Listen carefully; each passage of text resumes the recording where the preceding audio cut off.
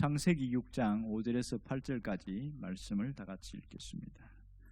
여호와께서 사람의 죄악이 세상에 가득함과 그의 마음으로 생각하는 모든 계획이 항상 악할 뿐임을 보시고 땅 위에 사람 지으셨음을 한탄하사 마음에 근심하시고 이르시되 내가 창조한 사람을 내가 지면에서 쓸어버리되 사람으로부터 가축과 기는 것과 공중의 새까지 그리하리니 이는 내가 그것들을 지었음을 한탄함이니라 하시니라. 그러나 노아는 여호와께 은혜를 입었더라. 아멘. 노아 시대 전까지는 사람들이 그렇게 집단적으로 타락하지는 않았던 것 같습니다. 그때는 가인의 후손과 셋의 후손이 분명하게 구별이 되어졌고 그것이 같이 이어졌는데 오늘 창세기 6장에 이어지면서 이들의 구별이 없어지게 되었다는 겁니다.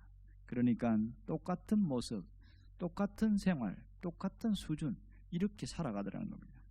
이것이 가장 큰 문제가 되어지는데 그 시대가 얼마나 악하냐 이것으로 하나님이 판단하지 않고 그 시대에 구별된 거룩한 소수가 얼마나 있느냐 이것으로 하나님은 심판을 결정하는 것을 볼 수 있습니다.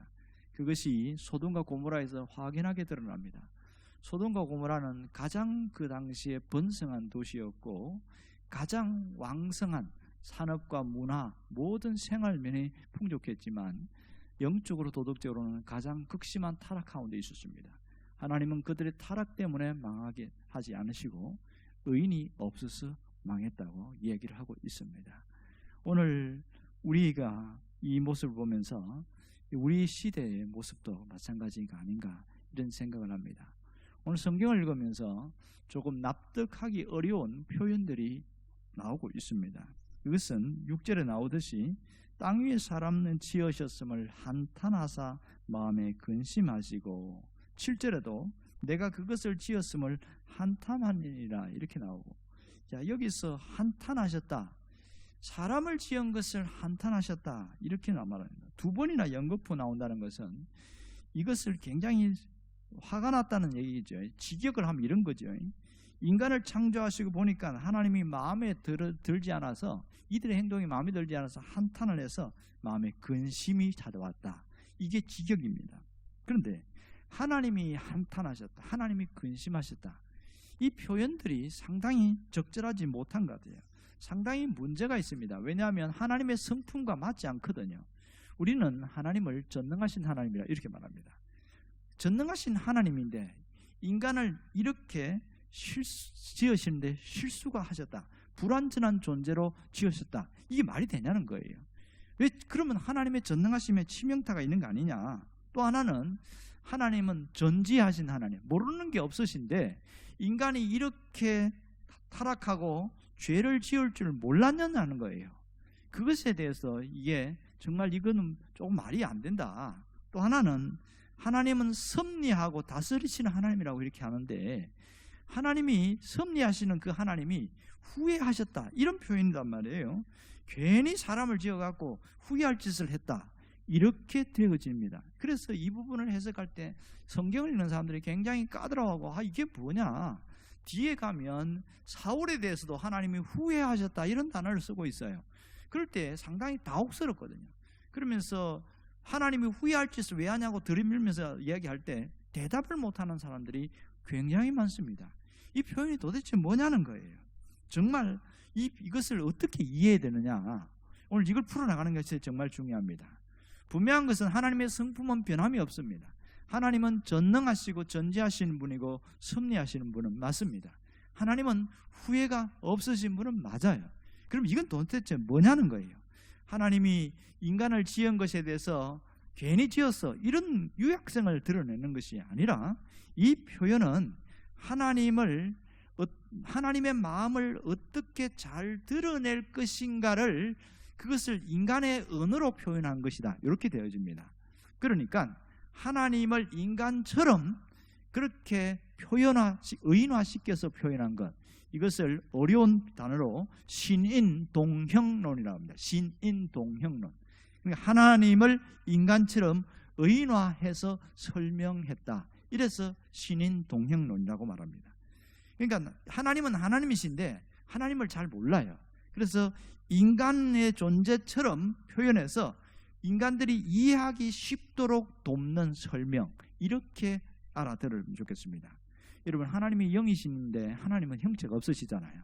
그런데 성경의 곳곳에서 이런 신인 동형론적인 표현들이 나오는데 하나님의 얼굴, 대표적으로 가장 나오는 게 이런 게 많이 나옵니다. 하나님의 손, 하나님의 오른손, 또 하나님의 발등상, 뭐 이런 얘기가 나오는데 하나님이 얼굴이 어디 있으며 손이 어디 있으며 발등상이 어디 있습니까? 이게 신인 동형론이란 말이에요. 그러니까 인간이 이해할 수 있는 언어로 표현해서 나타나는 건데 오늘 이것도 그 부분인 것을 알 수 있습니다. 중요한 것은 이 단어에 하나님을 후회하셨다, 한탄하셨다, 이런 탄식하셨다 이 단어보다는 이것이 의미하는 것이 뭐냐, 이걸 찾아내는 것이 대단히 중요합니다. 자, 여기서 하나님이 한탄하셨다는 말은 하나님의 기대에서 멀리 떠나 무너져버린 인간의 모습을 보고 하나님이 가슴을 치면서 마음 아파하는 모습을 우리가 여기서 읽어내야 됩니다. 하나님의 실망감과 비통함, 정말 모르게 나타나는 신음소리, 이것을 읽어내야 돼요. 한탄이라는 단어는 두 가지 표현이 있는데 히브리 단어가 하나는 니우치다라는 단어고 하나는 신음소리라는 단어입니다. 저는 이 두 번째 후자의 부분이 가장 적절한 표현이라고 생각합니다. 신음소리, 하나님의 신음소리. 또 하나는 여기서 하나님께서 근심하셨다는 말은 우리가 뭔가 조금 어려움이 있어서 돈이 없어서 뭔가 아파서 근심이 되고 이런 수준이 아니고 애간장이 다 녹아내릴 정도로 가슴 아파하는 것을 이 히브리어 단어가 근심이라는 표현으로 썼습니다. 그러니까 정말 이 창자가 뚝뚝 끊어질 정도로 그렇게 가슴 아파하는 하나님의 마음이 여기에 표현되어 있습니다. 그러니까 하나님이 왜 한탄하시고 왜 이렇게 근심할 수밖에 없었느냐, 그것이 왜 그러냐는 거예요. 그것은 인간이 변질되었기 때문에 그렇습니다. 오늘 우리가 앞에 3절에도 보면 그들이 육체가 됨이니라 이런 단어가 나와요. 이것은 인간이 변질되어졌다 이런 뜻입니다. 우리 인간이 영적인 존재고 하나님이 생기를 불어넣어서 영으로 만들어진 존재인데 그 영적인 것이 무너져 버리고 고깃덩어리 육체만 남아있더라 이런 얘기입니다. 그러니까 세상적이고 정욕적인 삶으로만 바꾸어진 무너진 이 모습을 드러내고 있습니다. 또 하나는 오늘 여기에 5절에 나오듯이 인간이 항상 악한 것임을 보셨다 이렇게 나옵니다. 하나님이 보시는데 뭘 봤냐면 마음에 생각하는 것이 악하다는 걸 봤고 계획하는 모든 것이 악하다는 것을 보았다는 겁니다. 여기서 보다 이 뜻은 그냥 쳐다본다는 것이 아니고 면밀하게 조사해서 진단하다 이런 뜻이에요. 하나님이 그들이 정말 그 마음이 지금 어떤가 한 사람 한 사람을 다 면밀하게 조사해봤고 그들이 계획하고 하는 것들이 어떤가 보면 그 조사해봤더니 너무너무 악하더라는 거예요. 항상 악하다. 그 말은 선한 게 조금이라도 나타나지 않더라 이 얘기를 하고 있는 거예요. 그러니까 하나님이 갖고 있는 모든 것을 갖고 아무리 봐도 항상 악했기 때문에 더 이상 둘 수가 없구나, 더 이상 이거는 끝났구나 이렇게 보신 거예요. 그 결과로 홍수 심판을 예고하셨고 하나님이 이렇게 말합니다. 내가 창조한 사람들을 지면에서 싹 쓸어버리겠다 이렇게 얘기를 하고 있어요. 자, 여기는 철저한 파괴, 완전히 파괴되는 겁니다. 단순히 물이 세상에 가득했다는 정도가 아니고 이 홍수는 지구 전체에 대격변이 일어났어요. 원래는 땅이 좀 편편했다고 그랬지, 그죠? 넓고 평원과 대지가 많았는데 사막 이런 게 존재하지 않았어요. 그런데 홍수가 일어나면서 땅에 있는 지하수가 터지고 바다에 있는 지하수가 터지고 하늘에 있는 대기권에 있는 모든 것이 물이 다 터져 내려오면서 지각 변동이 일어나기 시작했습니다. 그 지각 변동이 5대양 6대주가 생겨버렸어요. 어마어마한 변화들이 일어났습니다. 지리산에 언젠가 누군가 올라가고 거기에 화석을 갖고 왔는데 사진을 찍어 왔는데 보니까 조개 화석이 있는 거예요.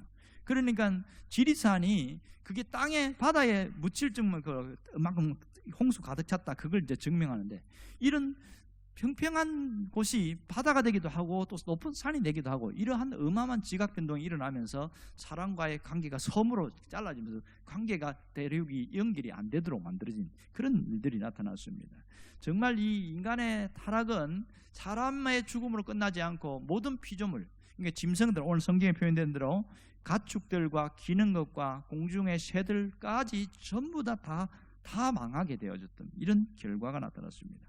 오늘 이 하나님의 탄식을 통해서 우리에게 주시는 교훈이 뭐냐는 거예요. 그것은 두 가지로 정리될 수 있는데, 하나는 죄는 하나님의 마음을 아프게 하고 슬프게 한다는 겁니다. 이 하나님의 마음이 왜 아플까요? 하나님과 우리와의 관계 때문에 그래요. 관계 때문에 자꾸만 자식이 죄를 지어서 감옥에 갈 때 그 부모의 마음이 어떻게 했어요? 가슴이 메어지겠죠. 이런 마음을 하나님의 마음이 그 마음이라는 거예요. 또 하나는 우리의 삶은 하나님의 각별한 대상, 특별한 대상이다, 그걸 가르쳐주고 있습니다. 내 삶이 하나님을 기쁘시게 할 수도 있고 또 하나님을 가슴 아프게 하고 눈물 흘리게 할 수도 있다, 이걸 알아라는 겁니다. 그러면 나는 어떤 존재로 살아갈 것이냐, 그걸 결단해야 된다는 겁니다. 내가 하나님을 기쁘시게 하는 존재로 살 것인지, 아니면 하나님의 마음에 슬픔과 눈물과 비통과 아쉬움이 가득한 그런 존재로 살 것인지, 그것을 내가 선택해야 된다, 이걸 얘기하고 있습니다. 정말 우리의 시대를 보면 캄캄합니다. 우리가 어떤 시대를 살고 있습니까? 예수님 표현대로 하면 노아의 시대를 살고 있습니다. 유명한 강해 설교자인 존 메가더 목사님이신데, 이분이 노아 시대와 같은 것을 몇 가지로 요약을 했는데 이렇습니다. 하나는 사람들의 인구가 매우 번성했다, 이것이 첫 번째고, 또 하나는 복음을 전하는 자들이 가면 갈수록 조롱과 멸시의 대상이 되고 있다. 교회도 마찬가지로 이전보다 지금은 교회가 완히 권위가 땅에 떨어지는 것. 그다음 그 세 번째는 죄악이 말할 수 없을 정도로 더 관영하고 보편화되어지고, 얼마 전에 서울에서 키워 축제한다고 또 발표하고 이런 일이 있어가지고 국민청원 올리고 있는데, 이게 보편화되어진다, 이것이고요. 또 하나는 하나님이 그럼에도 불구하고 오래 참고 인내하심이 여기에 있더라, 그런 얘기를 하고 있고요. 그 가운데서 하나님의 뜻을 바로 전하고 또 바로 하나님의 뜻대로 살려고 하는 사람들, 소수의 사람들도 있다. 노아처럼 이 하나님의 은혜를 입은 존재들이 있더라, 이런 얘기를 하고, 그리고 말씀을 전하면 말씀을 전할수록 더 거부하고 완강하게 더 타락하게 길로 가는 이 노아 당시의 셋의 후손들처럼 경건한 믿음의 사람들이 더 악해지더라, 이것이 노아 시대다, 이렇게 이야기합니다. 정말 역사의 황혼역에 서 있는 우리가 지금 우리의 현실은 영적으로 도덕적으로 더 악해지고 더 타락한 시대를 살아가고 있는 것은 맞습니다. 가장 큰 심각한 것은 하나님의 사람들 속에 하나님의 영이 역사하지 못하게 되어지는 그런 일들이 많더라는 겁니다. 정말 하나님의 말씀을 믿고 순종하기가 어려운 시대를 살아가고 있습니다. 그때나 지금이나 이것은 변함이 없어요. 오늘 이러한 때에 우리가 어떻게 살아야 할까요? 이걸 잘 기억하면 좋겠습니다. 하나님이 탄식하는 사람으로 살지 말고 하나님이 감동하는 사람으로 살았으면 좋겠습니다. 내가 이것이 내 결심이 되기를 원해요. 오늘 설교 핵심에 여기에 있습니다. 하나님이 탄식하는 사람으로 살지 말고 하나님이 감동하는 사람, 하나님이 볼 때 마음이 시원한 사람, 그런 사람으로 살아가라는 거예요. 그러면 무엇을 보고 하나님이 탄식을 합니까? 하나님의 사람들이 믿음이 갈수록 무너지는 걸 보고 탄식한다는 겁니다.